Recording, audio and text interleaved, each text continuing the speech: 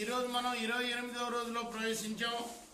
ఇప్పుడే మన దేవాలయంలో వేంచేసి ఉన్న శ్రీ భూ సమేత వెంకటేశ్వర స్వామి వారికి, గోదా సమేత రంగనాథ స్వామి వారికి ఆరాధన ఆరగింపు పూర్తి చేశాం.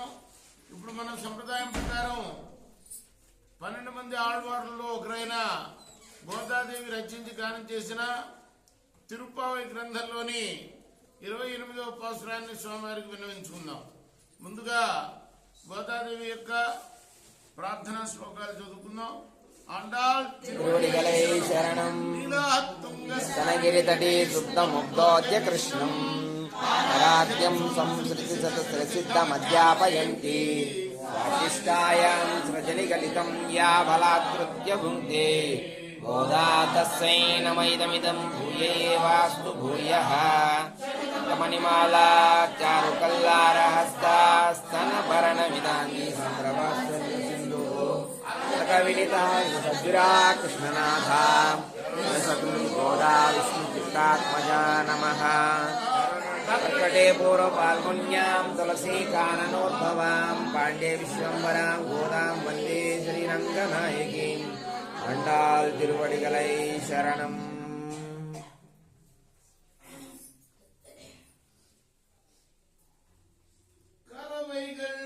కరవైగల్ పింఛన్రుకానం చేనురుంబాం அறிவொன்றுமில்லாத வாய்க்குளத்துன் உந்தன்னை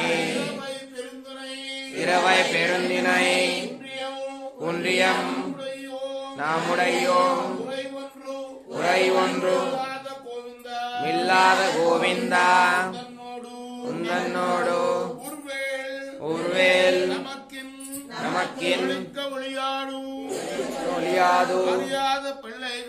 அறியாத பிள்ளைகளும் அன்பிவால் உந்தன்னை திருப்பேரலை கனவும் சீரியருளாதே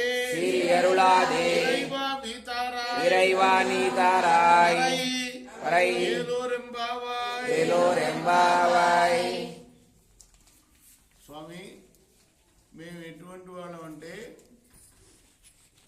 రోజు పశువులు వెంట వెళ్తాం. అక్కడనే ఏం చేస్తామని అంటే కమ్మగా తింటాం.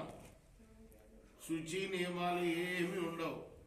పొద్దున్నే వెళ్తాము, వాటి వెంట వెళ్ళి కమ్మగా తింటాం. అయితే ఆ తింటమే జీవితానికి ప్రయోజనం అనుకునే వాళ్ళం మేము. అటువంటి మాకు, ఏ జ్ఞానం లేని మాకు, మాలో నువ్వు పుట్టావు గోపవంశంలో, మాకు సజాతీయుడవయ్యావు.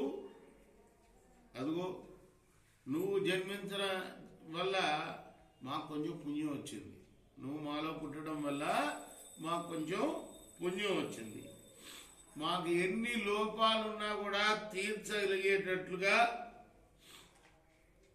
ఉన్న ఏ లోపం లేనివాడివి నువ్వు.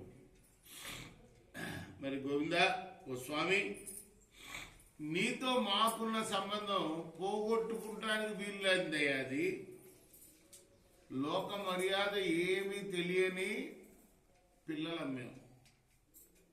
అంచేత మేము ఏదో ఒక కిట్టా అని కూడా పిలిచే ఉంటాం, చిన్న పేరు పెట్టి. అయితే దానికి కోపం తెచ్చుకోకుండా నువ్వు మమ్మల్ని అనుగ్రహించకుండా ఉండవాకవయ్యా.